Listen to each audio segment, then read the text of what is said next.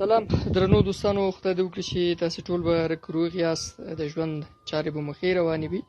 د مرستو په لړ کې نن یو ځل بیا په کابل کې د یوې بېوزلې کورنۍ لاسنیوي ته راغلې وي او هغه پیسې چې ستاسې دوستانو په مرسته موږ ته را رسېدلي، موږ یو څه خوراکي توکي پرې دوت اخیستي.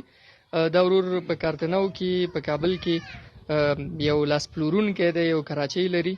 دا چې دوی څه ډول وضعیت کې ژوند کوي او د ژوند کومې سختې لري، له دې ملګري به په خپله واورو. سلام ورور، جوړ په خیر.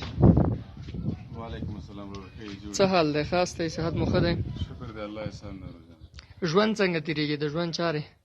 بس ژوند زندگی د تېرېږي، بس په غریبي او بیچارګي او غربت کې بیکاري کې مریضیانې بیچارګي دا شیان شته نه.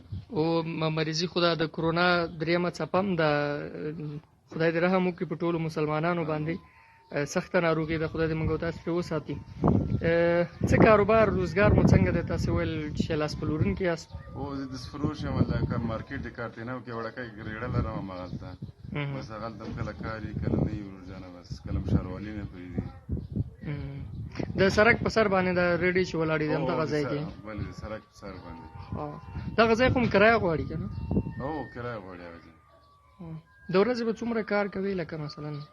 والله حقیقت چې درته وایم د ورځې مثال 200 250 هغه ظلم یې تر 300 روپۍ پورې پاته کېږي. موږ هلته هم کرایه ورکوو، وچت شی نشته، بس همدومره کېږي چې وچه ډوډۍ راوړه، دا راوړه هغه راوړه. اولادونه دې څومره دي؟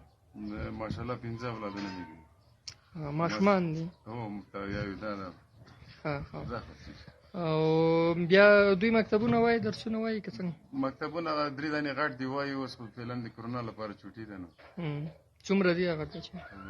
یو یې 12 کلن ده، یو یې 10 کلن ده، نور واړه واړه ماشومان دي. هغوی خو مکتب نه بغیر بل څه کاروبار نه؟ نه نه نه. زه خدای دې رحم وکړي. دې نه مخکې دې څه شی کول؟ دې نه مخکې بس دوکانداریان یې کاروبار هر شی سیټ و، بس دغسې وضعیتونه اوس خراب دي فعلا. او مکتب دې ویلی درس تعلیم؟ هو مکتب مې ویلی دی. څومره درس دی؟ مکتب مې خلاص کړی دی پاکستان کې. ښه، بس خدای دې رحم وکړي. زموږ یو خور صفیه شریفي په نوم باندې په کاناډا کې اوسي او هغې یو څه فنډیزینګ کړی او په هغې باندې موږ یو څه د کور لپاره خوراکي اړین توکي چې په هغې کې اوړه، غوړي، لوبیا، وریجې، دال، آش، صابون او دغه چای همدغه شیونه شامل دي او دا مو ستاسې لپاره راوړي. خدای دې وکړي چې د یو څه وخت لپاره ستاسې پېچاره وشي.